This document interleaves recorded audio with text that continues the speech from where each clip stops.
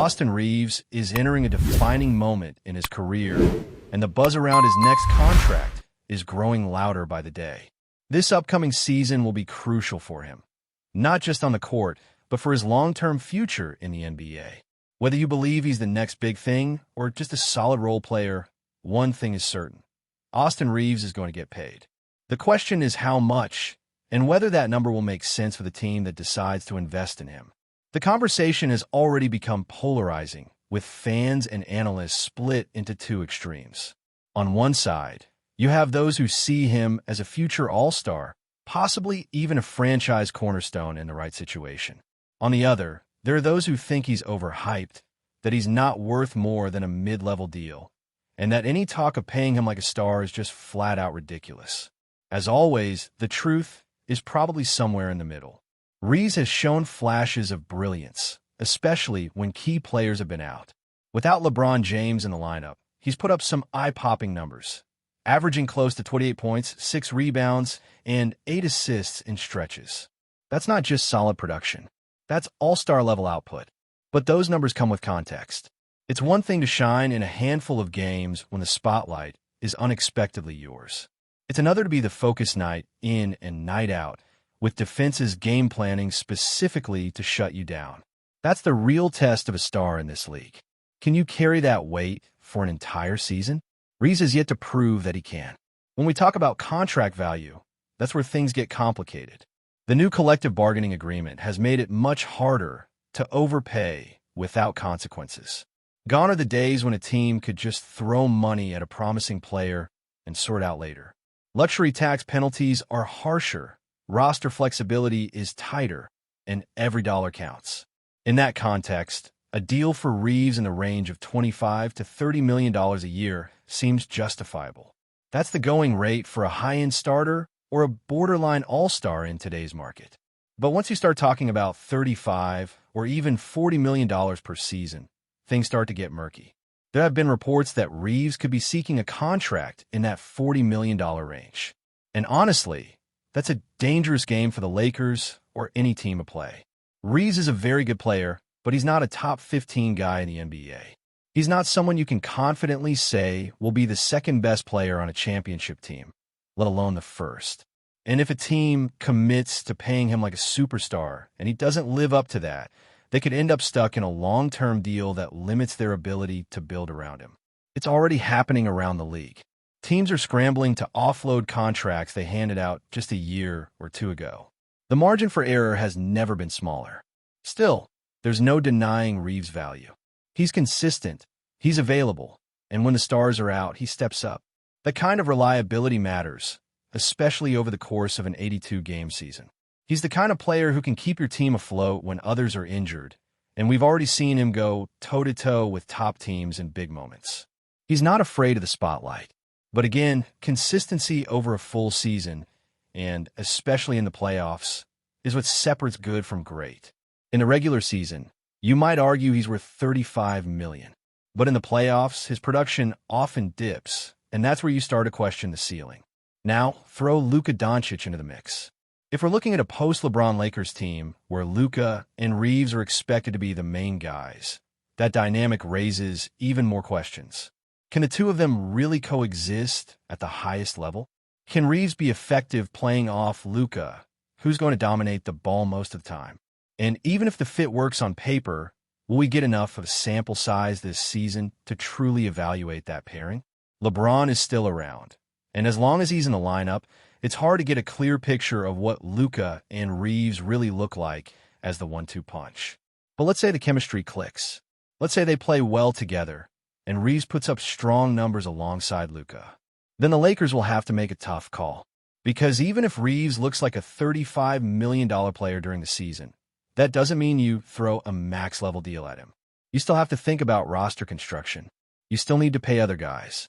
DeAndre Ayton, for example, could end up being a critical piece in this whole puzzle. There's a very real scenario where Ayton becomes the third guy behind Luka and Reeves, and possibly the second guy in a post-LeBron future. That pick and roll with Luka could be elite, and Ayton has the talent to thrive in that role. If the Lakers can get Ayton at around $20 million a year, that helps balance things out. Maybe you give Reeves a deal in the range of $140 million over 4 years, something like $35 million per season.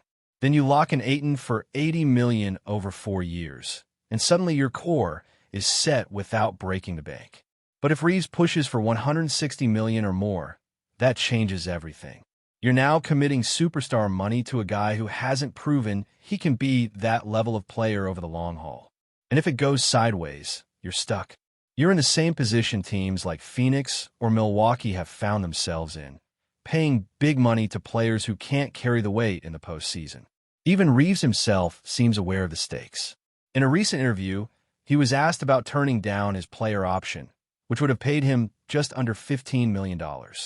His response? He acknowledged that it's a lot of money, life-changing money, and said he still thinks about it. But ultimately, he and his team didn't feel like that was the right number. That doesn't mean he's demanding something outrageous. In fact, he made it clear that he wants to stay in Los Angeles. He talked about his loyalty to the organization, how grateful he is to Rob Pelinka and Jeannie Buss, how well they've treated him and his family. This isn't about fleecing the Lakers. It's about getting what he believes he's earned through his performance and his work ethic. So what is that number?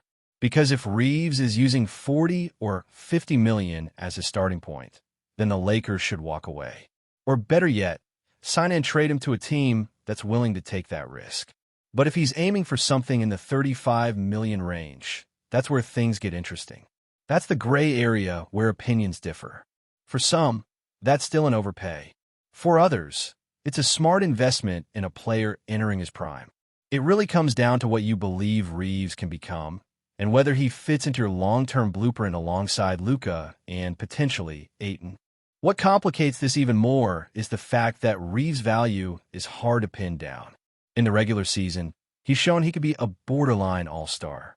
In the playoffs, he's looked more like a role player. And yet, the potential is there. He's smart, skilled, and efficient.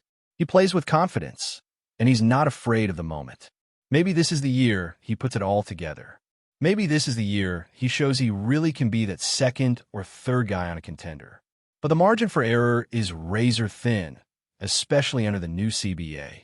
Every dollar matters. Every contract can make or break your championship window.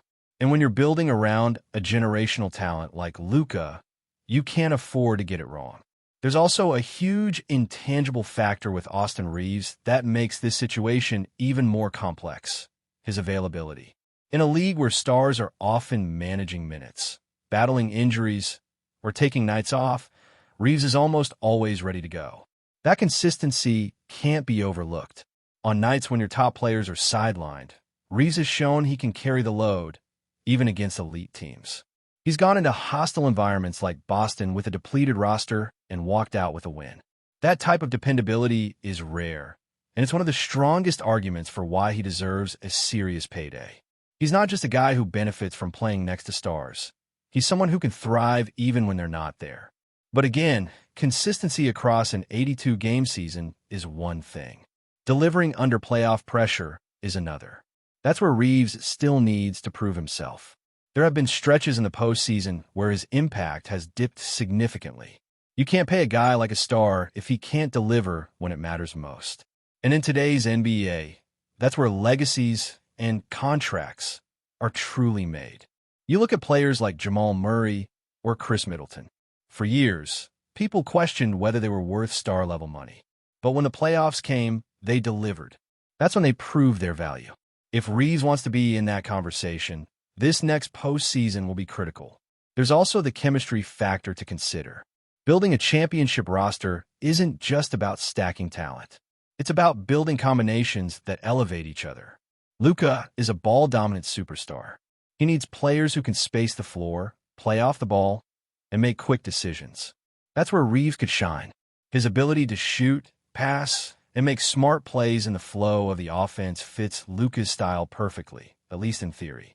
The concern is whether they'll get enough reps together to really develop that chemistry. As long as LeBron is still part of the equation, there will always be some level of uncertainty. You won't fully know what you have until it's just Luka and Reeves leading the way. And if the Lakers are serious about contending in the post-LeBron era, they need clarity. They need to know if Reeves can be part of a big three with Luka and Ayton. Because if he can, then investing in him at 30 to 35 million per season becomes much easier to justify. But if he tops out as a solid role player, then overpaying him could be a mistake that sets the franchise back for years. That's why the stakes are so high. The Lakers are in a transitional phase. They're trying to build for the future while still maximizing the present. And every decision they make right now is going to impact that timeline. From Reeves' perspective, it's clear he doesn't want to leave Los Angeles. He's made that known repeatedly.